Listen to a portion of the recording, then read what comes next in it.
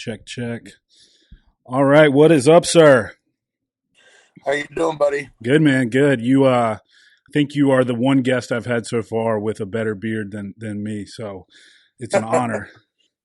I don't know about better, just definitely maybe more. Yeah, yeah. You got the Hagrid look going on for sure. I'm trying to get there, but I lost a bunch of weight too, so I don't know. I don't know if I can qualify as Hagrid anymore. Um, Yeah, you can do it. Ladies and gentlemen, we're joined by Brandon Allen today. Brandon is fucking massive human, power lifter, arm wrestler, uh, all kinds of stuff, gym owner. And dude, it's a pleasure to have you on. Yeah, man. Thanks for having me on. I was wondering if this day would come. You know what I mean? Yeah. I've listened to your podcast here and there, and Yeah, man. was wondering if the knock. Yeah, dude, it's been a long time coming. So when we started it, it's been through a couple iterations. Like I had a different name and I had a co-host and all that, and that stuff fell through, changed names and changed the approach to it. I was trying to do all my episodes in person, but global pandemic, kind of messes stuff up a little bit. If you want to Yeah. call it a global pandemic, we could go into that. But yeah, man, it's good to finally have you on. I think I asked you like a year ago, so finally got you. Yep. All right, so Amazing. a lot of stuff I want to cover with you for sure. You got a lot going on. First off, man, you're going to Dubai to arm wrestle Larry Wheels. So how's the training going for that? Yeah. Well, I'm new to the arm wrestling world. I've been involved in it for about 2 years now.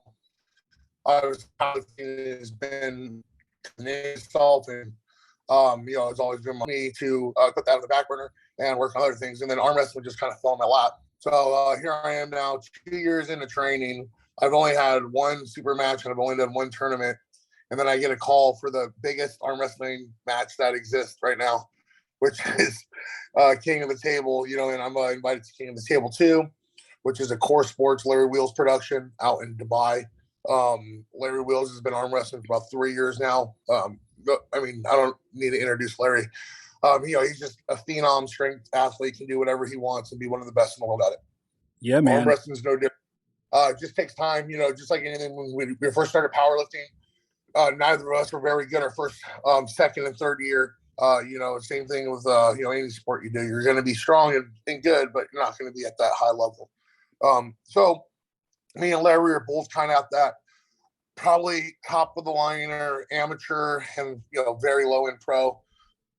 Maybe we could win. I mean, I've won a pro tournament. I'm pretty sure if Larry had done that same tournament, he would have won as well. It's just I think we're similar in levels. So I was pretty stoked to get the call. I've been wanting to make that happen for a while. It just kind of fell in my lap. So huge opportunity.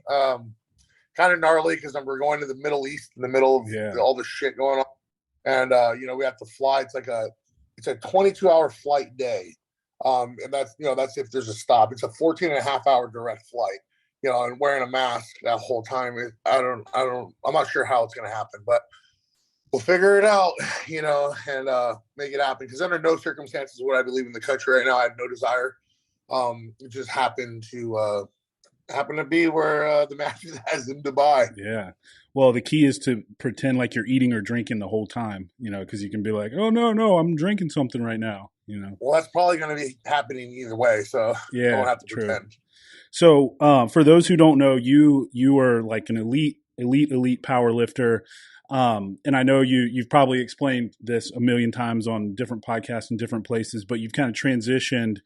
Have you transitioned completely out of competitive powerlifting, or you just doing this now as well? I definitely at the high level, for sure. You know what I mean? Like, it took me 8 years to climb that ladder and get up there to the top. I know what it takes. I'm not willing to do that again. I'm not willing for the sacrifice of health, social life, just everything. You're to be very good at something, you have to be very selfish. Yeah. And something like powerlifting, which is so demanding physically, resting. Like when I was at my strongest, it's not like what I was doing because we're all kind of doing the same shit. It's what I wasn't doing. I didn't do anything else. I slept, eat, train, powerlifting. That's all it was. It was a very boring lifestyle. very selfish lifestyle, a very unhealthy lifestyle. You have 1 foot in the grave. I'm 6'1", I was 370 pounds, 365 pounds when I was competing in powerlifting. I'd have, not only sleep apnea, but daytime apnea. I just, I like legit epileptic. I would never sleep. So I would fall asleep at the wheel. It was brutal. Even with the CPAP and everything, I was so large and had so much weight on my chest. I just couldn't supply my body with enough oxygen to get any kind of sleep. Again, it's a selfish lifestyle. So the injuries are kind of a blessing because, all of us that are up there at the top, they're all going through the same shit I went through. They're all fucking dying. And they're all saying, all right, just one more. I just want to hit this lift and then I'll be done. Okay, just one more and then I'll be done. My last meet, my main goal, I just said I wanted to squat 1,000 pounds raw, in reps, and then I would be done. And, I was so close to breaking the all-time world record. In fact, if I had a better meet, maybe I would have at that time. But again, I didn't, right? So I was like, and I was beat up. My knee was already partially torn. I knew it was bad news. I knew I should have been done then. But, I'm a meathead and I'm not very smart. So I decided to push forward. And then that's when I blew my quad tendon right off the bone and tore my patella tendon with a 925-pound squat. Training for, that meet I was planning on like 1,050 was the goal. But again, neither here nor there. The injury was kind of a blessing. It slowed me down, you know what I mean? It made me take a break.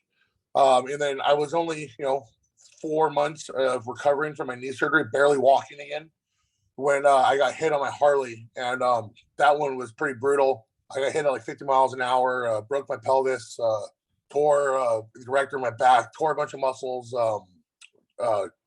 tore every socket tore all the muscles in my left socket. My left leg was basically completely dead for like 2 months. Crashed my elbow, like so much shit. I was fucked up. It was brutal. And that was like because I'm such an idiot. When I was recovering from my knee and I started doing bodyweight squats again, in my head I was like, oh dude, this is I'm gonna make another run. Of course I am. I'm gonna make another run. Like this isn't going to stop me. And then, the motorcycle accident was definitely like the nail in the coffin for powerlifting, at least at a very high level. That kind of weight is brutal. And like I said, I'm not willing to do it again. But to say I'm done competitive powerlifting would be incorrect. It's always going to be in me. You know what I mean? Like if there's a local meet that I'm a part of, or it's a friend's promotion or something like that, and I happen to be strong that time of the year and I don't have anything else going on, I'll for sure jump in. In fact, I was going to do a meet earlier on this year, but I have a lingering hip issue that just kind of hasn't healed itself. I have really bad bursitis, tendonitis in my left hip. Even any kind of squatting with significant weight really hurts it. And then it makes the rest of my life kind of miserable, where I'm having trouble getting off the toilet, walking up the stairs. So, it's just not worth it. I could put, if I had the same mentality as I did in 2018 and earlier, I could easily push through this kind of pain and this kind of injury and get strong again. But again, like I said, it's not my priority to be the number one powerlifter in the world. So, risk versus reward and, just weighing the pain, it's not worth it. So I'm just kind of taking a step back on the powerlifting for the moment. And I'm really focused in on the arm wrestling. Like I said, obviously the opportunity of a lifetime with Larry Wheels inviting me to this match and challenging me. So, I'm grateful for that. And, arm wrestling is a lot easier than powerlifting in a sense of health and overall, because your elbows hurt like hell. Like, that's no joke. Like my arms right now are almost shaking. Like I'm always in pain in my arms. I'm working out arms twice a day. They're small muscles that recover very quickly, so they can handle a ton of abuse. And grip strength and stuff like that is stuff that requires consistent training. It's not, you don't do these big hard powerlifting workouts and then improve your grip strength. It's like daily work every day. That's why, like, if you ever grip a mechanic's hand who turns a wrench for a living, like, Jesus, that guy's hand is hard as a rock. And it's not from big movements, just from little cranks on a wrench all day that build those little muscles up. So, you try to train, with that kind of mentality for arm wrestling.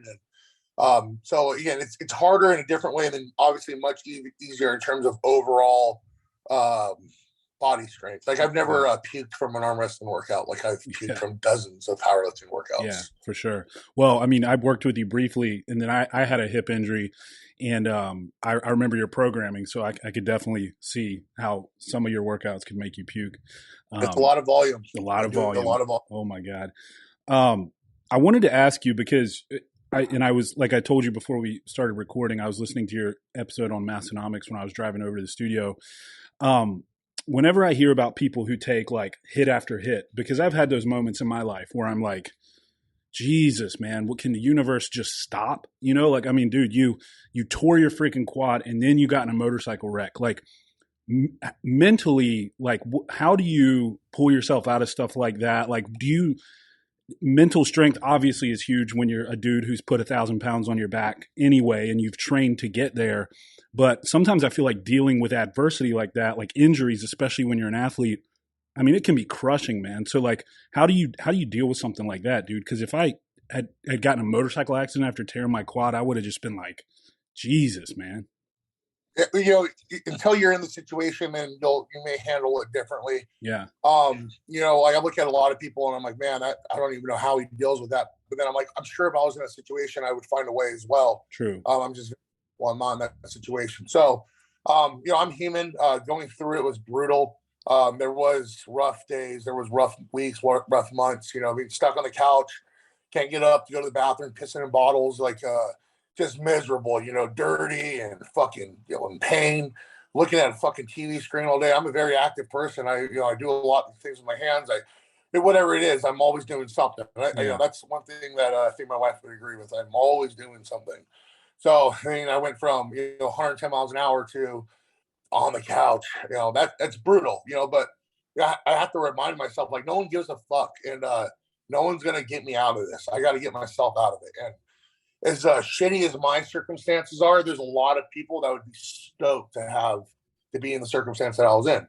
True. So as it is, I just want to remind myself of things like that going through it, and that I know that helped me. You know, and I've been fortunate enough with social media to introduce me to some really cool people. I have friends like Derek Whita and like Omar Crispy, guys like that. Like, so I just think about what they've been through. I'm like, man, this is not a big deal. Yeah. I'm going to look back at this and it's going to be a little blimp in my memory. You know, it's not something that's going to be like a huge, like when you're going through it, you're like, this is everything. My whole life sucks. I don't want to deal with this anymore. I'm over it. But, you know, now that I look back at it, I'm like, yeah, I was on the couch for a few months. It wasn't that bad. I got really good at fucking Call of Duty. And then, moved on. I haven't played video games since. Like, I don't like playing video games because they just associate with when I'm hurt on the couch. So, yeah, I probably video games. Yeah, man. That's a great point. And I love following both of those dudes, Omar and Derek. And I was kind of having one of those moments recently, and I stopped and I was like, dude, you're in your fucking nice new air conditioned SUV driving to your house to be with your family that's healthy, that loves you. And like, you start going through all these things. It's like, all right, man, I don't have it bad. Like you just got to put that shit in perspective. And it sounds like that's kind of like what you did as well. Like, dude, I've still got a lot going for me. So absolutely. Yeah. And I think it's important, especially for men, because a lot of times we're so used to, especially competitive dudes who are like athletic or, whatever. Just those little bumps in the road can really, you feel like it's the end of the world, even if you're like, oh, it's a fucking year recovery. This is it. And then next thing you know, you look back, you're like, dude, that feels like it was a second in my life. So that's awesome. How much do you weigh now, like versus when you were at your heaviest? So in like powerlifting, I'm the strongest. My largest, I was 365, like waking up weight, probably walking around over 370 during the day. And then, now I'm, right now I'm a little larger than normal. I'm 310, 312 pounds. And that's because I'm in preparation for my maxillary wheels. Typically I walk around at 295 to 302, 303 is like at the largest. And that's where I'm really comfortable. You know what I mean? I sleep my best there. Yeah. I'm still decently strong overall there. And, but again, I'm obviously, every 10 pounds I put on a body weight, I'm going to increase that much mass. I'm going to be that much stronger. arm wrestling someone like Larry Wheels, it's not like it's going to be like it's a battle of horsepower with me and him. We're both new, we both suck. It's not really going to be that much of a power, technical match. It's going to be who's got more horsepower. So that's why I'm putting on weight for this match. And when I get back from Dubai, just alter my eating protocol and reduce a little bit more of the carbs and get back down to that 295, 300 range. Yeah. I wear a CPAP, every night, and it's when I'm below 300, I don't necessarily need to, but I'm still snoring pretty gnarly. So I'm not getting that good sleep, and I probably will wear my mask even when I get back down in weight after this. We'll see. I didn't wear my mask for a while there. Mind you, I got all the way down to like 285 at one point recently, to where I felt like a fucking ninja. You know what I mean? You go from 365, 370 to 285. It's like, it's 100 pounds, almost 100 pounds off you. Yeah, that's wild. Yeah, so my body was acclimated to that big weight, but then I was at that little weight, and it was really easy to breathe, and sleeping was fine. I didn't need a mask at all. But again, I would like to continue what I've been doing. I wear a mask every night for the last month or so, and it's amazing. I just get so much better sleep, and I wake up energized and ready to go, as opposed to waking up kind of groggy and like, fuck, I wish I had another hour or two. But I lay in bed for 8 hours, 9 hours a night, and whether I sleep the whole time or not is that just depends on the night. But typically, I'm getting 6 to 7.5 hours solid sleep with the mask uninterrupted, and then I'll lay there for another hour or two, and then without the mask, and kind of go in and out, I guess.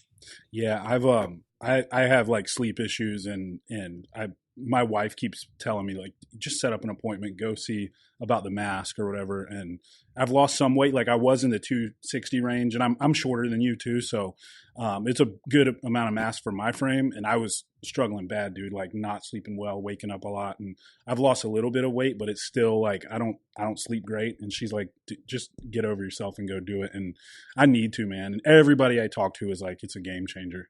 So. It's life changing, dude. Like, sleeping on your back is 100% impossible, especially at our size. You just choke the whole time. But wearing a CPAP, you can lay down on your back and you sleep the whole night like a baby. My wife says she doesn't even hear me at all anymore when I'm wearing a mask, so she sleeps better. I wake up feeling way better. I don't get the arm.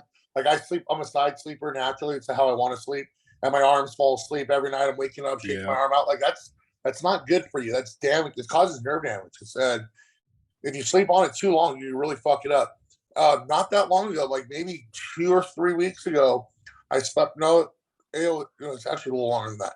But anyways, I slept on my right arm a little too long, and it was asleep, and I stretched my arm out in the middle of the night to help get blood in it, and my bicep cramped.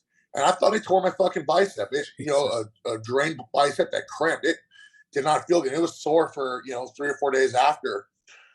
So I was just like, okay, all right, got to get the mask on. Got to stay on my back, stop rolling over onto my side, because it's just, I don't know, not worth it. I didn't see him personally, but I heard Brian Shaw recently had some issues with sleeping on his arm and got all kinds of nerve damage and things. So, just hearing things like that is just another reason to wear it. But, body weight size is body weight's kind of irrelevant. It's based on the person, the size of their throat, and how well the throat can stay open, your lungs will work.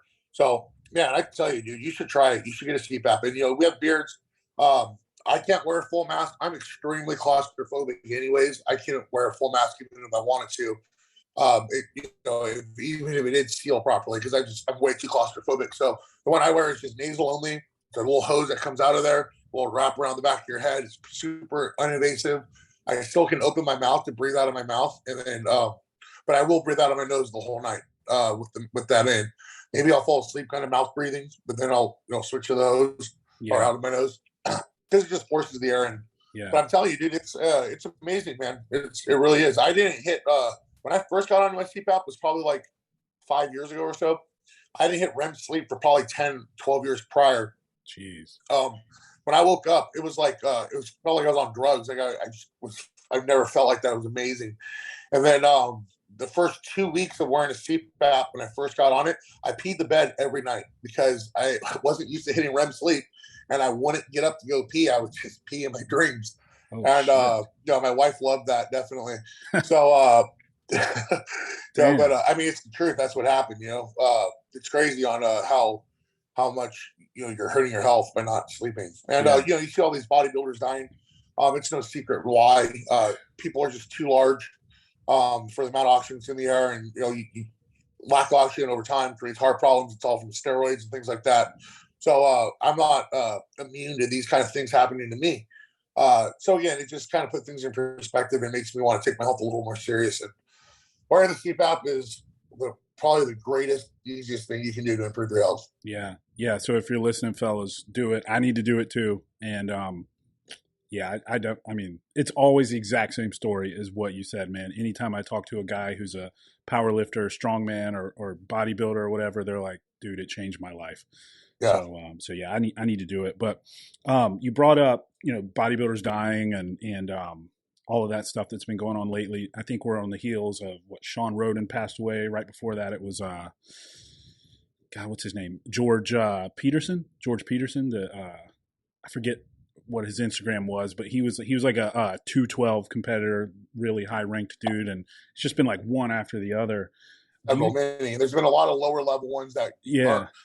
get to the social media, you know what I mean? They a little more underground, but yeah, there's been a lot. A ton. It seems like even more than normal. What do you think that is? I mean, do you think it's gear, or do you think it's more like the ancillary stuff like diuretics and stuff that they use, since it does look like it's bodybuilders? Or is it, do you see powerlifters as well and we're just not hearing about it? No, at least not to my knowledge. It doesn't mean none have died, but it's definitely not a widespread thing like it is in the bodybuilding community. I would think that you would be delusional and not think it's not drugs. They're just running way more drugs now, way higher doses, maybe different compounds that didn't exist, in the 80s and 90s. So there's Tremblone's been abused real high recently. That could be a big factor. I don't know how big they used that back in the day. I haven't heard. I don't believe they used it a ton. Also, growth hormone and IGF insulin. These kind of things are abused at a level that were never abused before. There's also, myostatin inhibitors, follistatin 344, things like that they're doing. That that's how not Ronnie Coleman. He was I'm sure he used all these as well, but not to the extent of like Big Ramy and Dallas Carver and guys like that are just, again, this is speculation, guys. This is just my opinion. I don't have a definitive answer on any of these. But again, that's kind of what I'm thinking. It has something to do with that.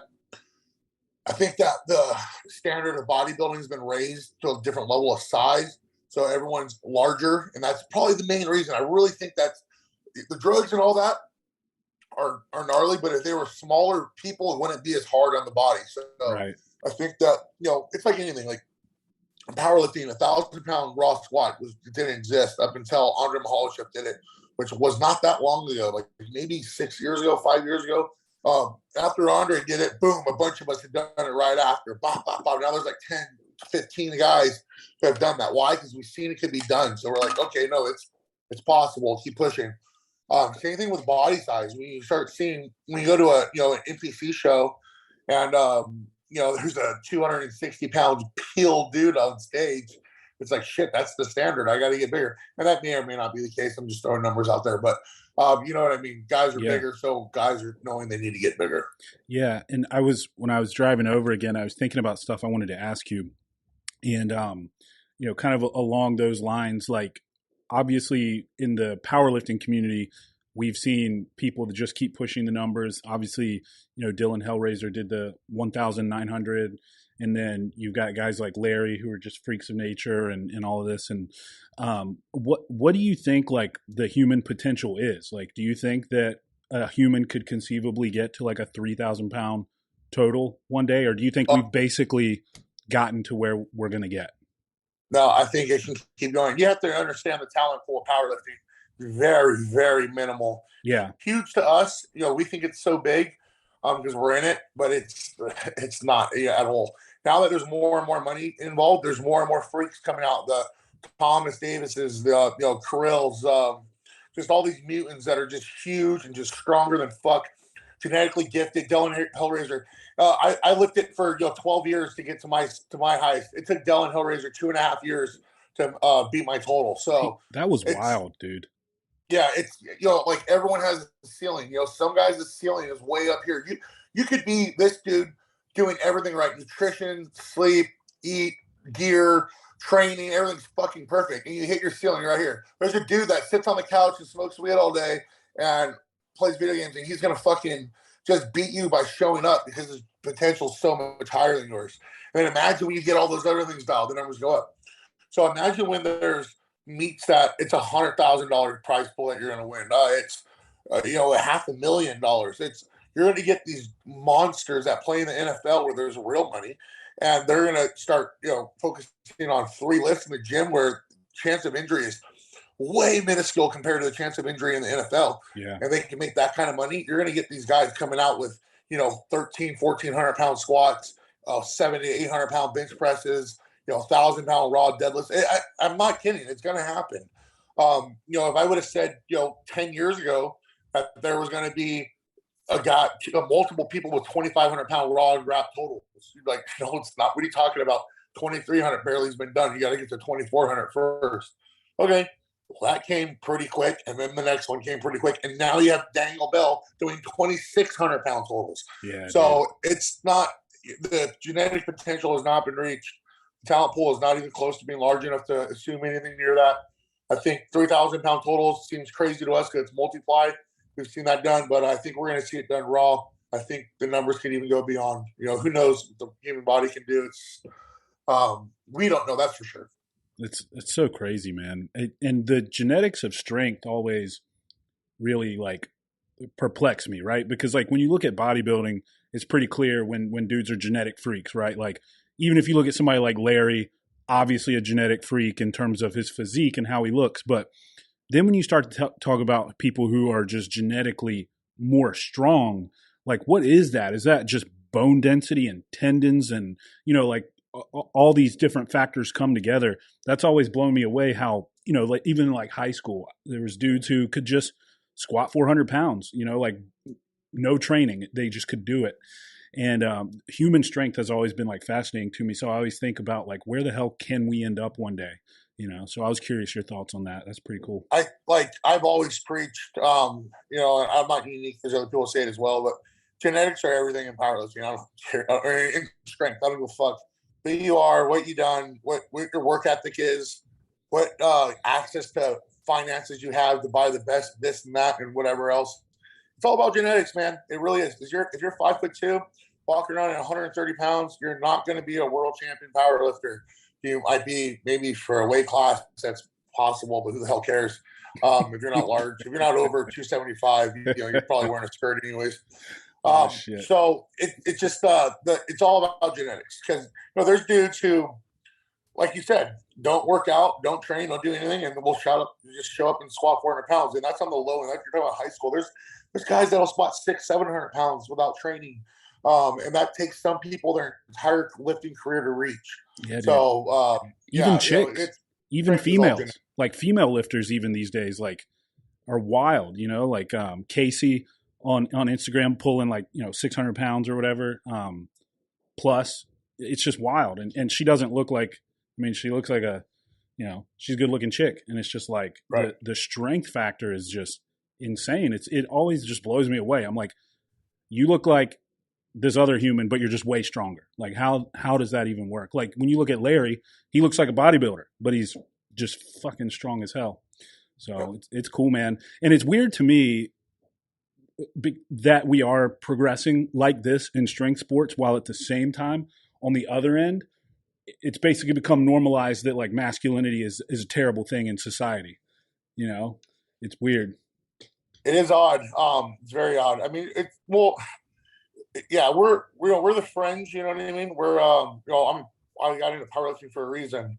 I don't like the other gay shit that they do. I'm not into it. I'm not into the mainstream approach to any of it. I'm more underground. I look a certain way, act a certain way, just different. And the mainstream is definitely pushing this weird agenda, this anti-male agenda. And I don't know, it's fucked up because you have women now that are having to compete with men, and it's crazy. I would never think that we'd be having this conversation. I really respect what the USAPL did. They're you're going to be competing in the gender that you were born. as opposed to what the USPA is doing, where you're competing whatever it says on your ID. You can put whatever the fuck you want on your ID nowadays. We know that. Mm-hmm. So I don't know. I don't like it. I don't like what's happening. But it's kind of the big reason why I took a big step back from the powerlifting world recently. I just don't like where it's going. But I think that's with growth. That's what happens with a lot of things. So the more mainstream they become, the more they get that mainstream influence. And luckily, arm wrestling's in an infancy stage. It's been around forever, but it's in terms of growth. COVID really made it pick up. Everyone's sitting at home watching YouTube. Yeah. So you don't really have that in arm wrestling yet. You see a little bit of it here and there online, and you're like, "Fuck, man! I hope that shit doesn't infect this sport too." And the reality is, it probably will. You know what I mean? Over time. Yeah. Probably will. Man. We lost a lot of funny influencers in the powerlifting community that, hands are tied. You can't post what they want to post and be themselves anymore because they don't, follow a certain agenda. And, you see guys in arm wrestling right now who I'm new to the arm wrestling community, so I follow these guys now. And I see the shit they post, and it's hilarious. It's bonkers. But I'm like, man, you would never get away with that in powerlifting. They would fucking crucify you if you said something like that. They would boycott you, wouldn't let you ban you from federations. They would do whatever they can. You know what I mean? And it's crazy. But hopefully, arm wrestling at least gives me a good 5-year run before that bullshit happens. Yeah, for sure. So you mentioned like in the powerlifting community, they're censoring social media and stuff a lot. Is that like what kind of content? Like just talking about difference between the sexes? No, it's self-censoring. It's no powerlifting community person that's doing that. It's, you see people get attacked for saying certain things or believing certain things, and then you're like, fuck, I don't want that to be me, so I'm just not even going to post this funny fucking thing I was about to say or do this thing that I usually do or whatever else, and it's true. It's isn't unique to powerlifting. It's with anything that's growing. It's getting infiltrated with this weird ideology, but who knows? All I know is that it's not quite in power or in arm wrestling yet, so it's a breath of fresh air. But I'd have to be lying if I didn't say I didn't think it was coming. Yeah, woke powerlifting. So you'd be like, I just identify as squatting 1,100 pounds. Right. Well, it's funny when the USPA made that announcement. I remember some jacked ass black dude made a video because I identify as a woman, hits all 3 lists. He goes, I'm the new all-time world record holder. It was hysterical. I was laughing. Yeah. But I was like, okay, according to your standards, you have to recognize it, right? So I don't know. It's silly to me. It really is. It is, man.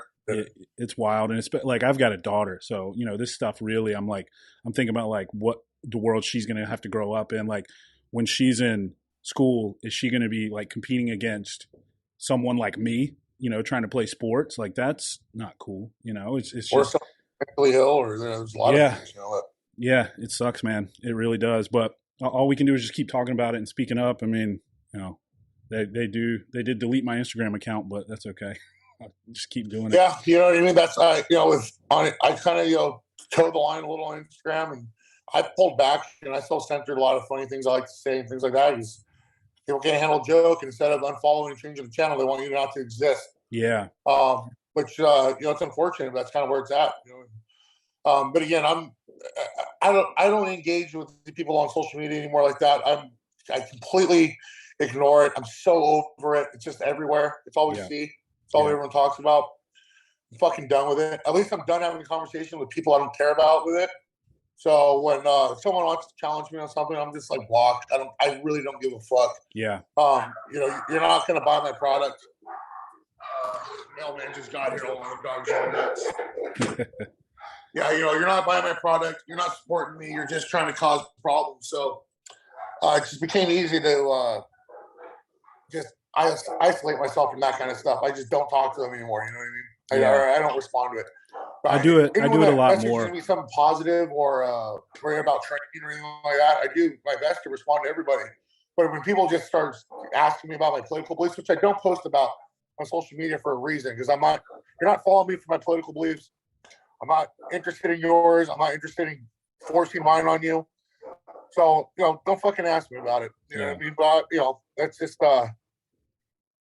sometimes I change my mind and sometimes I get into it. I just try not to. Yeah, it's tough, man. I bite my tongue a lot more these days too, just because, at the end of the day, you're not changing anybody's mind. You're not gonna. You're just wasting your time. And if you take your time to respond to them, they've won. They took your time away from you. Or they're so, not even going to read it. Right. That yeah.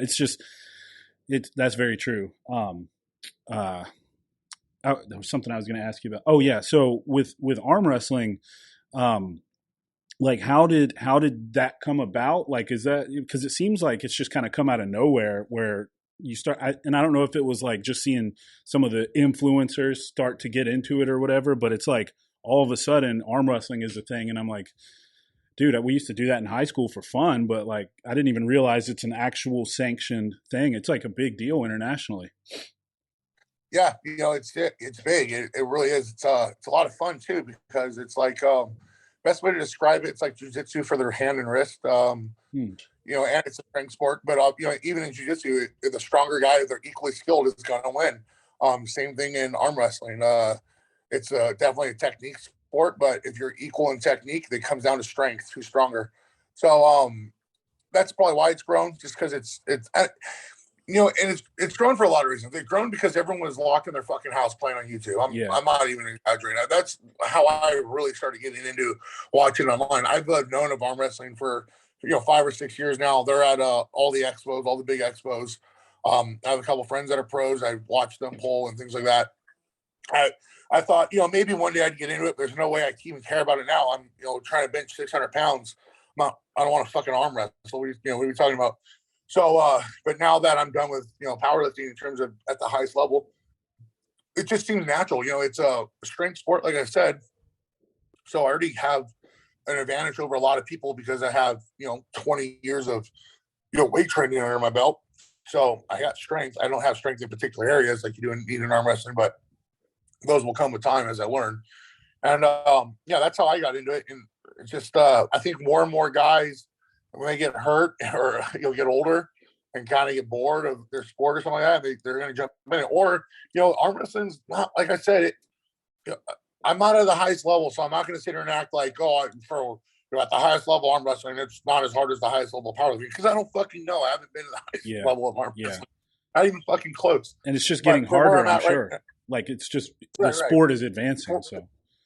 Yeah, but where I'm at right now, you can do both. You know what I mean? If you're a fucking what do you call them, like a hobby powerlifter, like you just like doing meets once a year, it's not your whole life, you still work a 9 to 5 and you work out 4 days a week and you do powerlifting meets here or there, you could easily do arm wrestling on top of doing that kind of thing too. It's now if your goal is to squat 1,000 pounds, things like that, of course you can't really simultaneously do them both at a high level, or do one at a high level, one at a low level. You just focus on one or the other, right? Yeah. But it's a cool sport that you can do while doing other sports. It's not too demanding. And longevity is huge. One of the best arm wrestlers in the world, to ever pull and to be alive still currently is John Brzezinski, who has one of the hugest matches coming up on the same card that I'm on the same card as him, I would rather say, versus Devin Lorette. And he's 57 years old. And, so if I could, be a 57-year-old arm wrestler and still being able to play a sport for fun and getting recognition and getting paid for it and things like that. Yeah. Why the hell not? That's one of Larry's main reasons why, or I don't want to say the main, but, or speak for him, but he said he loves the idea of arm wrestling because he can be, 40, 50 years old, still arm wrestling. And, it's not something that's going to like destroy his career or his body or anything. Yeah, absolutely, man. Yeah. I was going to actually ask about, what is it? Devin Larratt? Devin Larratt. Yeah.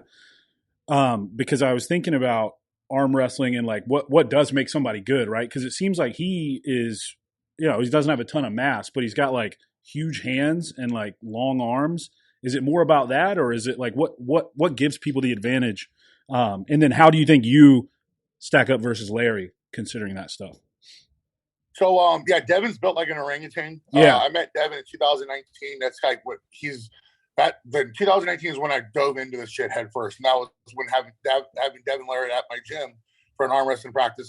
And Eric Spoto calls me and he's like, "Hey, you got to come down to practice tonight," because the guys are all practicing at my gym. I just wasn't really into it. I would just go there and drink beer and hang out, and talk shit. And Eric Spoto's like, "No, you gotta come down to practice. One of the best arm wrestlers alive is coming in tonight. You gotta meet him." And fucking, I'm I want to meet, the best at anything in the world. You can be the best Frisbee thrower and I'd be, interested in meeting you. It doesn't matter what it is. Yeah. So yeah, the best arm wrestler in the world. Sure. I'd love to meet this guy. So he walks in the gym and he's 6'6", his knuckles drag on the floor, just built like fucking orangutan. He's got these, giant forearms, and I'm just like, what the fuck? I'm like, oh, Spoto, you can kill that guy, right? That's not even a match for you. And Eric Spoto's like, no. Yeah. He's like, that guy destroyed me. I'm like, what? So I'm like, you're kidding. And I just got to meet Devin. He's such an ambassador for the sport. He's so funny and easy to talk to and get along with. He takes his time to talk to everybody and help you out. So I was like, oh, man, if this is one of the top guys in the sport, this is definitely something I can get behind. This guy's cool as hell. And then, you learn more and more, and I watch more and more videos and find out really who Devin is and find out how great he really is. And I'm like, wow, I'm honored to even know the guy, even call him a friend. So he's a great guy. So Devin is so good. Again, everyone has different reasons why. And this is me as a newbie arm wrestler in my analysis. Devin is just amazing with his adversity. He's able to change. In arm wrestling, there's so many different ways to arm wrestle, or 3 main different ways, but people that don't know and have a naked eye to it won't know what I'm talking about. But most guys are kind of really good at their one move, whether it's a top roll, whether it's a hook, or whether it's a press, and they typically beat with people with that move, and that's kind of all they really go to. Where Devin is equally as good and the best in the world, at top of the world at all 3 of them, and he's got a king's move as well, and he's just so versatile. He can do so much, and his endurance is amazing, and that's the main reason why Devin wins matches, because he just outlasts everybody and smashes people. But there's other guys with short arms, compact arms that just hook pull real crazy, real strong, and have amazing side pressure and win like that. There's so many attributes you can't really say which one is the best. I always think that at least my personal opinion, a bigger hand helps a lot because it's harder to hang on to and you can kind of control the match more. The Eastern Europeans and stuff like that, they dominate in arm wrestling, and one of the main differences between them and our American arm wrestlers is hand strength. Their hands are phenomenal, whether they train it more seriously or from a younger age or whatever it is. That seems to be the difference. So the stronger your hand, the bigger your hand, the better you seem to do. I think me versus Larry is going to be very interesting. Like I said, Larry has a little bit more experience in terms of time. He's obviously worked with better people. He has he's got the spot in Dubai, and he's got all those guys coming out there and working with him, and wanting to get on his YouTube channel and shit like that. So he's I don't know, he's definitely I think he might have better training than me in terms of coaching. Maybe I like to think I picked it up a little bit better. We pull with different styles. It's going to be interesting to see who wins. I don't know. I really don't. I believe I'm going to win this. I just want to see it happen. I want to be on the table. I have a few ideas on how I'm going to do it. I don't know. I just don't see Larry having very much stamina and very much gas. Mind you, we're doing the best out of 6. Okay. So, and then if a tiebreaker is needed for a 7th, there will be. So this could be, quick 1, 2, 3, or 4, and then it's over. Or it could be a long battle, and obviously endurance is going to play a role in the later rounds. I think Larry might have a little bit more horsepower. He's got a little more strength, but I would be lying if I said I was worried about him in terms of endurance. I have particularly good endurance in arm wrestling, which is interesting considering I've been a horsepower guy my whole life. Yeah, so that is interesting. Yeah, we'll see. We'll see, man. I'm excited. It's December 11th. Can't wait. We go to Dubai, I think December 5th, and then come back like on the 13th. Me and Larry will do a workout video together after.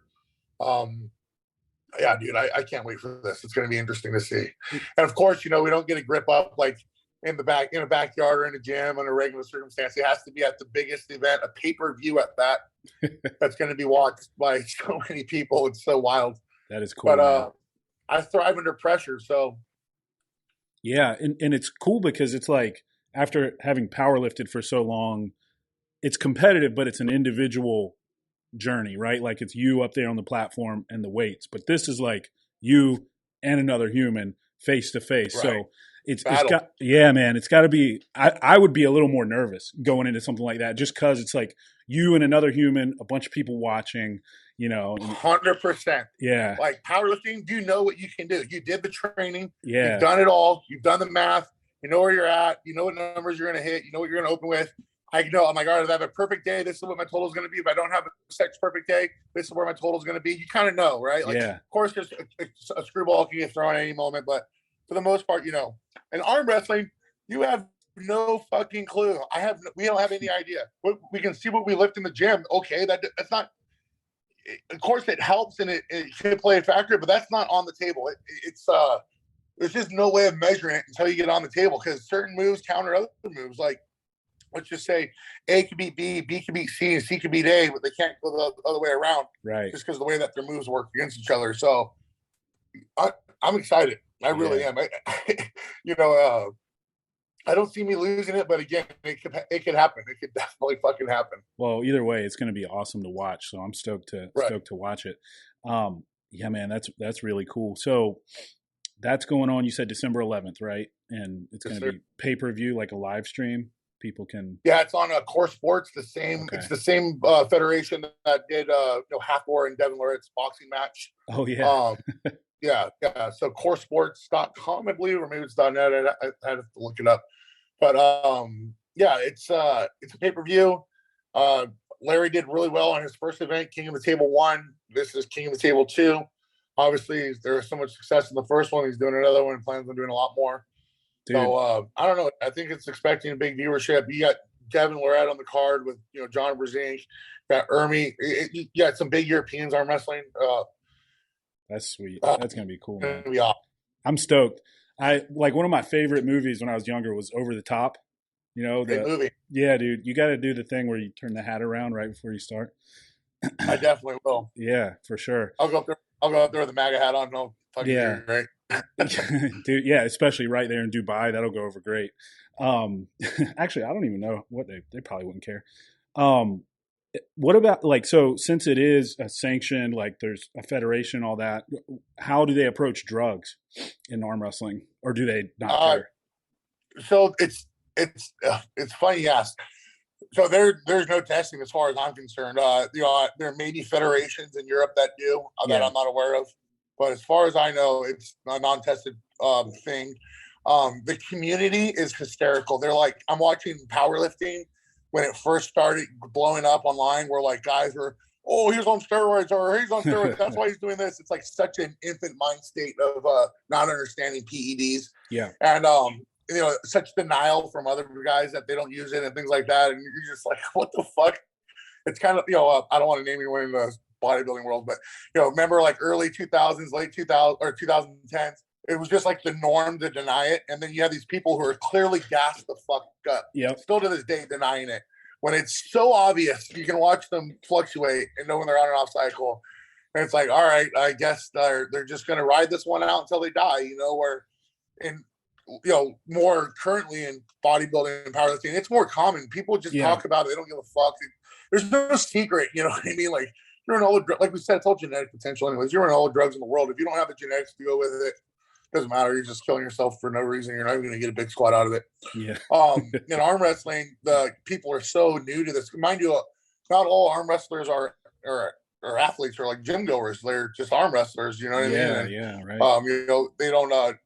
Fitness isn't a priority to them, so this things kind of seem taboo to them. They're like, what, drugs, steroids? They have no idea what they're fucking talking about. Where they think like someone is on steroids and they go from like 160 pounds to 330 pounds of muscle. Like they just same shit we saw in powerlifting. But and then it's funny too because a lot of them are on steroids and they think that, well, no, those guys are on special steroids. That's why they are the way they are. You're like, no, dude, he's saying same shit as you. He actually cares about his diet though and does cardio and trains hard. And they don't get it. But and I'm not speaking about every arm wrestler. I'm just talking about the general senses of the community. This is what I'm gathering. When you watch the all the arm wrestling groups I'm part of on Facebook and shit, and you see the bantering back and forth, it's so comical. They're just like little. I'm like, oh my god, you get such dumb little kids. Yeah, dude. I'm like watching powerlifting 2005. Well, yeah, because for us, it's like such a normal part of what the community and I mean even here in the gym where I train, just normal gym goer dudes are like on test and on TRT, and it's just so normal. I don't know anyone that isn't. Yeah, it's wild. It's really crazy how much it's changed, like in the last 5 to 10 years. because like I used to listen to your podcast with Andy, and one of the things I really appreciated about it was how open you guys were about gear, because it was just a breath of fresh air. Because like you were saying, there's all these other dudes online who were just in straight up denial or just wouldn't talk about it. And it's like, man, we all know, everybody knows that. And so we're all just going to lie to each other. And you got young kids who are just left to just wonder, and they're going to experiment and mess themselves up, just or be even honest. with the women now getting bigger into it, and women that, they're a lot more open now, but women that claim natty and that are not natty by any stretch of the imagination. I just take Anavar. I mean, that shows the other girls like, oh, I don't want to work out and powerlifting, work hard because I'm going to look like her. Like, no, that chick's on a ton of fucking gear, dude. Yeah. You're not going to look like her. Don't trip. And, it's just a misconception where, now it's just more open. People more, tell the truth about it. And maybe that's a good thing or it's a bad thing. I don't know. Maybe it encourages more people to do it. Maybe it doesn't. I'm not sure. I just know people are going to do it either way. Yeah. So might as well be honest about it, and I definitely have a lot of, I don't respect people that do it and then bash it. That's, you're trash in my opinion. Yep, you can't respect you on any level, in any aspect of life, if that's the kind of person you are.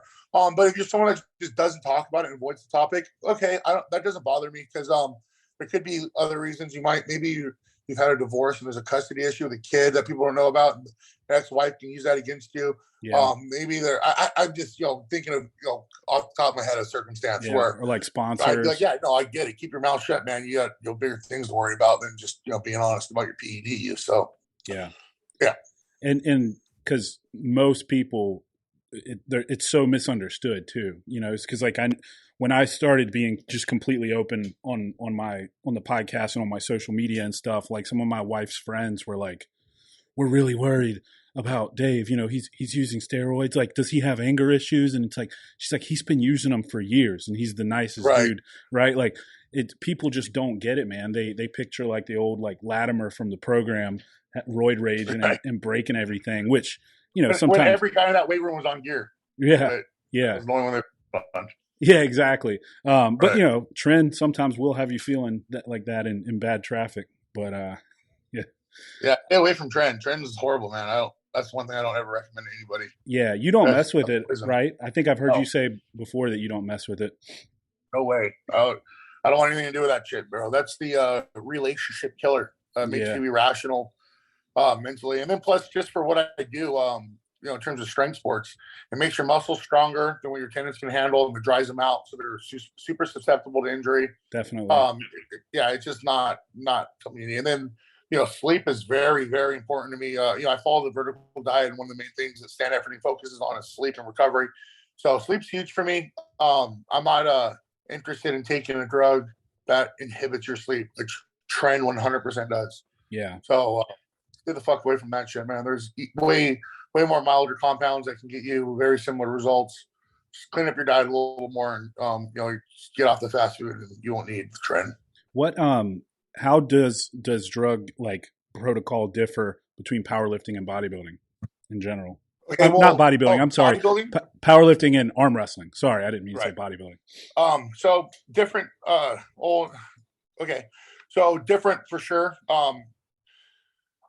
I was amazed at the levels that guys were running when I first got into arm wrestling. Talking to some of the guys, I was like, really? I'm like, you're taking all that for arm wrestling? Because arm wrestling is more of a tendon strength type sport that takes time to build up, and of course the muscles complement it, but they're not the primary factor, you know what I mean, as in powerlifting. So at first I was amazed. I was like, wow, man, these guys are running serious compounds for arm wrestling. That's serious. I didn't expect that. And then as I get into it, I realized like it's definitely not as abused as hard as it is in powerlifting, but people are still running pretty high numbers. Now in terms of what the goals are different for sure, because in powerlifting, my goal is to be as big and bloated as possible, because that's going to allow me to handle more weight safely and minimize my chance of injury with all the water retention and things like that. So you're going to take drugs that promote that kind of thing. So where in arm wrestling, a pump is the worst thing that can happen to you. That's really your match is over when your hand or arm gets pumped. It's a wrap. Yeah, that makes sense. So getting a pump in arm wrestling is not what you want. So those androgens and those orals that make you swell up and make you real fucking strong and good at powerlifting, they're not going to help you in arm wrestling. I mean, unless you just blow through the guy, you never get into a battle with him. Sure, but if you get in any kind of battle, that hand's going to blow up, that arm's going to blow up your wrist, and you're going to be, a noodle up there. The other guy's going to be toying with you. So doses should reflect that, at least for me, much, much less. Yeah. And the compounds are different. VAR is a great one just because of the collagen rebuild properties and things like that with it. Yeah, I think less is more in arm wrestling. So that's encouraging as well because I don't want to be a pincushion the rest of my life. Right. Like it was in powerlifting. Yeah, for longevity, for sure. That VAR gives me ridiculous pumps, man. I don't know if it's just me or whatever, but like there's some of the best pumps I get is from that compound. But right, if you're running 100 milligrams, right? But if you're running, 20 true. I do. So, or not that, right. Not quite that high, but yeah, up there. Yeah. You're up there. Right? But that's what I mean. Yeah, that makes sense. Quantity is going to reflect. I mean, even if you're running 20 milligrams of D-ball, you're pumping up. Oh, dude. 20 Manavar, not so much. So that's kind of what I mean by that. Yeah. So if somebody wants to get into arm wrestling, like I wouldn't even know how to approach it. Like, do you just look up like local arm wrestling? Like, or do you just start training at home and find a buddy or something that'll arm wrestle you? Or so the number one step I would say would be like get on Facebook and join a local team and try to ask someone to. Here's a shameless plug for Devin, but armbet.net, and then Armbet is an app which is a social media app for arm wrestling. So cool. You download this app Armbet, and then you make a profile and everything like that, and then it'll use your GPS locator. And then it'll show you other people on that app in your area. And then you can go on there and message them and like challenge them to a match and invite them to practice. That's cool. Find people that way. That's a really cool tool that is very new, which is helping arm wrestling grow. In fact, whenever I travel, whenever I go anywhere, I get on Armbet and I just start talking shit to locals. And, they like start looking me up on Instagram, like, holy fuck, dude, you're a powerlifter. I don't want to arm wrestle. And it's a lot of fun. We do that a lot. But yeah, I think, the best way to learn arm wrestling is get with the team because you're going to have guys on the team that are more experienced that are going to teach you how to arm wrestle safely. Because arm wrestling, you can break your arm. I mean, you can break your arm in any matter. Even being the most safe as possible, you can still break your arm. Right? It could happen. But there's ways that break way easier and ways that don't. So you get on a team with someone that's experienced. They're going to teach you how to arm wrestle safely. They're not going to break your fucking arm. They're going to teach you how not to break your own arm. And then they're going to, show you how to get better on the table. And then, you can get on YouTube. You can follow my YouTube channel and see gym workouts to do to improve your arm wrestling table strength. But nothing's better than table time. That's a given. But then obviously you can only be on the table so often. So then the gym would be secondary. Your first year of arm wrestling, you're going to get weaker every single practice. I promise you that. The tendon pain that you deal with and the conditioning it takes to adapt to that, it's going to take you about a year of solid work, maybe longer, maybe shorter, depending on the person and how they recover and how much work they're actually putting in and how much effort they're doing with their recovery. But just know that for the first year, you're going to get weaker. I would go to practice every week and get weaker and weaker and weaker. I'm like, this is fucking stupid, man. And then I had a gyno surgery and took a 4-month break. And then came back onto it, and I felt like an iron wall because my arms were finally recovered. But then, just a couple practices, and my arms were right back to that broken down state. And then they take time to recover. Like, for example, right now, I'm extremely overworked. I've arm wrestled the past 3 weekends in a row. I've been doing 2-a-day gym workouts for arms and hand strength. And that's by design. I'm 4 weeks out, so I'm exhausted. This is my last week of hard gym work. The next 2 weeks will be very mild, light work, letting my arms recover, promoting blood flow. And then the last week, I'll kind of just be big chilling, waiting for my match with Larry. Similar to powerlifting peaking, maybe a little more time off of the specific movements, just because when you're arm wrestling, you be applying pressure a certain way, they can change and add 80 pounds of pressure a different way, and that shit tears up your arms, man. It's brutal. There's no way to expect it coming and things like that. So you can only, me being a month out, I'm not going to get any stronger in a month, but I can be more recovered. So that's kind of where I'm at now. Yeah. Yeah. So it's like a legit prep going into this thing. Oh, yeah. Oh, yeah. Wow. Very consuming. What about like no booze or blow for 2 months? Okay. That's what I was about to ask. Like, what about cannabis? I mean, does that hurt arm wrestling at all or help, or is it just doesn't matter? Because I mean, I'm a fan. In my opinion, it can help. Obviously, help with recovery, inflammation, relaxing. True. Whatever keeps you at home chilling and not going out, I think is a win. Yeah. So if cannabis does that for you, maybe cannabis might be the right answer. Yeah. I know a lot of bodybuilders who smoke before they train. Oddly enough, they say it helps with like the mind muscle connection and stuff. So. Yeah, and arm wrestling, powerlifting, and bodybuilding are all different kind of workouts. I would never want to go into a big squat or deadlift or bench workout stone. But if I were going for a hypertrophy bicep workout, sure, you know what I mean. Getting a little blitz before might be fun. Yeah, man. But again, it all just depends. So there's no like yes or no answer to that. It would just depend on the circumstance of what you're training. For sure. So what else, man? I know you own the gym still, right? You're doing coaching. Well, I don't anymore. I do the coaching, but I got out of the gym business during COVID. Okay. I sold a gym to Eric Spoto and our other buddy Eric. So two of the Erics bought the gym. Okay. The North gym, I closed and moved into my garage. So I coach my clients out of my garage. I train out of my garage. Pretty much never leave my house. The Erics turned the gym they bought with me into Sin City Iron in Las Vegas. They put a ton of money into it. The gym is amazing, by far the best gym in Las Vegas. They did things that I wish I could have done, but I never would have done because I wasn't willing to take on that kind of debt. Yeah. It's just it's top notch gym in Vegas is Sin City Iron. So if you're ever in Vegas, definitely check that place out. That's the old Filthy Power gym. You'll probably see some remnants of Filthy Power throughout it, but it is Sin City Iron now. Okay, right on. Yeah, dude, I want to get out there. I'm definitely probably within the next year going to do a Vegas trip because my buddy goes out there all the time and he's always trying to get me to go with him. But I'll hit you up when I'm out there. Absolutely. So like moving forward, what's the future look like? Just going to keep doing the coaching, keep pursuing the arm wrestling, powerlifting still, anything else? Yeah, so I've really been working on growing my YouTube following and getting on there. Instagram, I do pretty well on it, but I like talking and I like conveying my point on things. And on YouTube, I can do that a little more. I can show a lot more. I like showing more of my training and things like that. They go into it. Where Instagram, I just try to show you a clip. Yeah. With a big lip, kind of move on. More clickbaity type thing, So I've been working on the YouTube. That's been growing well. I just got monetized. Literally today, I got the email from YouTube today saying I was accepted in the partnership program. Sweet. So I'll be working on that. That channel is Brandon Allen Filthy Power, same as my Instagram if you want to follow me or subscribe.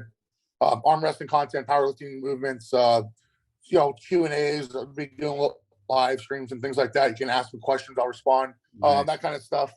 But I think arm wrestling, I'm going to tackle hard. I love it. I'm obsessed with it. This match with Larry Wheels is going to catapult me and open a lot of opportunities for me, assuming I do well. Yeah, man. So I'll probably be kind of chasing that dragon now, right? I think arm wrestling is kind of what I see in the near future. That's for sure. I definitely feel an powerlifting meets around the corner. As soon as this hip allows me to squat pain-free, I'm telling you, I would be doing one very soon, right after this arm wrestling thing, if my hip wasn't bothering me. So we'll see with a little bit more time off of the squats, see how the hip ends up turning out. I've been getting cortisone injections and things like that. I know that's not helping it heal, but it's also allowing me to move more freely and get more blood flow in there and things like that. So hopefully it mends up.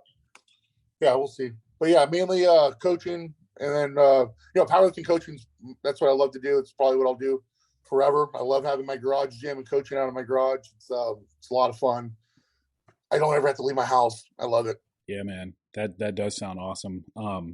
I have a similar, like I have my little world like between my house and here at the studio. It's like that's all I don't have to go anywhere else. And it's like the older I get, I'm down for that. Like totally. I'm totally down. Either that or out in the woods or on the river. That's about all I care to do. Yeah, we're looking at property up in the Arizona mountains. It's about a hour and a half, 2 hour drive from where we live currently. Because mind you, we don't live in Las Vegas. We live out in a small city on Lake Mead called Boulder City. It's the city that built the Hoover Dam. Okay. We're a real small little spot out in the desert. It's beautiful out here. I love it. There's like 16,000 people as opposed to Vegas, which is 2 million. But again, we want to go out further, man. I want to go out further. And my wife, she works in Vegas and makes good money where she's at. So that's kind of the only landlocked thing we have. I work from my phone, and I can get clients anywhere I go. It's not an issue. But we're looking to build a spot up in the mountains and maybe have it as a vacation home at first, and then maybe turn into something a little bit more permanent in the future. Yeah. We'll see how things go. If YouTube takes off proper, we can go wherever the fuck we want as long as we got internet service. And now with Starlink being available out in this area, that's a possibility. So, yeah. Hell yeah, man. Yeah, dude, YouTube is a tough nut to crack, at least for me. I don't know if it's because of my content and the stuff I talk about, but like, I mean, the podcast on Spotify and Apple and all that, like, does really well. And YouTube started like good. Like, I was getting, for me, it was good. Like, I was getting 20,000, 30,000 views, which that's not big by most people's standards, but for, I was like stoked with it. Now, all of a sudden, bro, it's like, I mean, my subscribers stopped, it just leveled out, and then my views just plummeted. And I'm like, I don't understand, what the hell is going on? I mean, I'm monetized, but it's not making any money now because I'm not getting any views. And it's like, I just don't get it. I don't know if it's censorship or what, but like, it's a tough one, man. It's not like Instagram for me was easy as hell to grow. Like, it was just like, before they deleted my account, obviously, but YouTube is just like, I'm cranking out content, but I don't know how to get it in front of more eyeballs. You know what I mean? How have you grown YouTube? YouTube's the land of collaboration. Okay. That's at least the way I've interpreted it. The more you collaborate, you share audiences with other people. That's how you grow. And right on. It's not that hard in terms of understand the concept, but it's doing the work and putting in the hours and traveling here or there, because you got to get with these other people to get in front of their audience. That's where it becomes tough, yeah. In a perfect world, I'd be at the Larry Wheel status where I just fly motherfuckers out wherever the hell, what I mean? Like, dude, that's the king, that's the big dog. That guy has crushed it, man. You can do it at a low level. Yeah, it's impressive, like what he's done. Because I mean, I just follow the sport, and so like I followed him for years. Like, I remember, I mean, he had like hardly any following, like when I started following him, because I'm just like, man, this kid's strong. This is awesome. And next thing you know, he's like freaking out in Dubai, just like, yeah, it makes you happy to see somebody who's like in a part of like our culture and our lifestyle and what we do that's been able to turn it into something that big is pretty cool to me, Well, like Larry said, like, he would love to just do powerlifting, but powerlifting doesn't pay. No one watches. No one gives a fuck. Yep. So that's why he went into strongman. That's why he went into bodybuilding. Now arm wrestling. You get more views from collaboration. Where powerlifters are overall, cheaper. Don't for example, a bodybuilder will have a different pair of shoes for each day to match what outfit he's going to the gym with. Powerlifter is going to have the same pair of Chucks he's had for 10 years. That have holding it, duct tape wrapped around the top to hold it in. So it's just two different types of people. One's not better than the other. It's just some people spend money, the other group doesn't. So if you're wanting to be in the powerlifting and grow that type of following, it's real tough. There's just not a lot of money there. Or branch out in the other sports, and there's a lot more opportunity. Yeah, definitely, man. And you're doing that right with the arm wrestling, and you're big into like the I don't know the proper term for it, but you go out in the desert and do like, is it Baja or racing or off-roading. Off-roading, basically the best way to describe it. I'm into trucks, I'm into side-by-sides, dirt bikes, quads, sand rails, all that kind of shit. Pretty much all winter long, that's what we do, is we ride in Vegas where we live. It's too hot to do anything during the summer, so you play on the water basically all summer, like me, like Havasu, Needles River, all that kind of stuff. And then in the winter, you play in the desert, sand dunes, just desert racing, all that kind of stuff, and shooting guns. It's just all part of the culture, Yeah. So I love riding. I love the desert. You'll catch me in Glamis every year, 4 or 5 times a year minimum. So we actually just were in Glamis for Halloween. It was insane. It was so crazy out there. But Glamis, the sand dunes that are in California, right on the border of Mexico. Okay. It's a world-renowned spot for off-roading. But that's definitely my hobby. It's a very expensive hobby, so you can only dabble in it so much, right? Obviously, you wish you had the toys that the big dogs have, but I don't put in the work to have those toys, so I understand why you don't have them. Yeah, well, we'll see with YouTube, man. Maybe it's fun, man. It's a lot of fun. Yeah. are you going to be putting that kind of content in your YouTube channel as well? Just kind of putting all that stuff? Yeah, that's the plan. You know what I mean? Nice. More of a lifestyle channel. Obviously, my whole powerlifting career, on my Instagram, all I post is powerlifting, which is fine. That's what it works. That's why people follow it. Yeah. So where my YouTube, I get to show a little bit more of my personality and talk more. So I definitely will put more day in the life type stuff, and what I do recreationally for fun, desert shooting, all that kind of good stuff. So yeah, I'm going to include all that. Yeah, man. Well, I'm pretty sure I'm already subscribed, but if I'm not, I definitely will because I'm looking forward to seeing that content. Shit, man. Well, I appreciate your time. I've been looking forward to talking to you for a while, and we'll definitely have to do it again. In closing, I usually ask my guests, like I used to always ask when the podcast was just centered around like for men and masculinity, which I mean, a large part is still, but like I've tried to broaden and get more female viewership and listenership. So I changed it a little bit, but like, I used to ask if you could give men one piece of advice today, what would it be? But in general, like if you could give young people today one piece of advice, maybe if you could tell your young self, go back to when you're 18 to 20, give yourself one piece of advice, what would you say? To definitely know myself, I would say stop worrying about people that don't matter. Yes. Stop people that don't matter in their opinion of you. Do what you love to do. Do what you want to do. Fuck everybody else. If it's not your immediate circle, it shouldn't matter. If it's not benefiting you, you shouldn't be doing it. If it's not your wife, your family, your kids, if they don't hold any value to you, don't worry about their opinion. Absolutely. I spent a lot of time worrying about people thought of me that didn't give a fuck about me, and I really didn't give a fuck about them. And I'm not sure why I cared so much, but that would probably be the number one piece of advice I would give my younger self.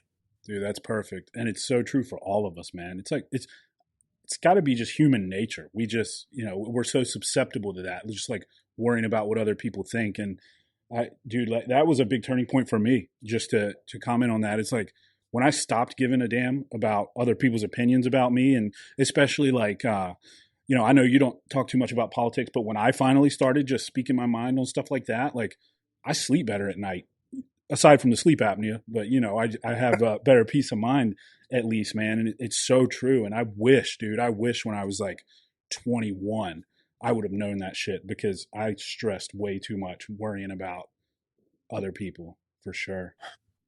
Yeah, we're no one's immune to it. We're all guilty of it, and we all say, "Oh, I don't care what people think." That's not true. We're a social species. We care what other people think. Mm-hmm. That's how God intended us to be. So to deny otherwise would be a lie. But you have to put in perspective the people that matter and what they think, and people that don't matter, and take what they think for a grain of salt. Absolutely, man. All right, so Brandon Allen, Filthy Power on Instagram. The YouTube channel is what? As well, yeah. Brandon Allen, Filthy Power. Okay. Anywhere else people can find you? Website, Facebook? Filthy Power Industries. If you want to get a Filthy Power hat, T-shirt, tank top, any kind of gear, anything you get there, that obviously supports me in what I do. So anything is appreciated. Me and my wife handle all of that. So yeah, man. Filthy Power Industries. If you're interested in powerlifting coaching, strength coaching, any kind of fitness coaching in general, hit me up on Instagram. Shoot me a DM. I respond to everybody. That's going to be your best way of getting to me. Yeah, and I'll attest. He is a great coach. He was very responsive. For the brief period we worked together before I bitched out. Brandon Allen, man, I appreciate your time. I know you're a busy dude, so I won't take any more of it. But December 11th, Core Sports, Arm Wrestling, Larry Wheels. I'm pumped for you, man. I'll be watching for sure. You guys make sure you go check him out. And that's it, my friend. Until next time, you guys. I appreciate you, man. I'll talk to you later. All right, brother. Yes, sir. Thank you. Bye-bye.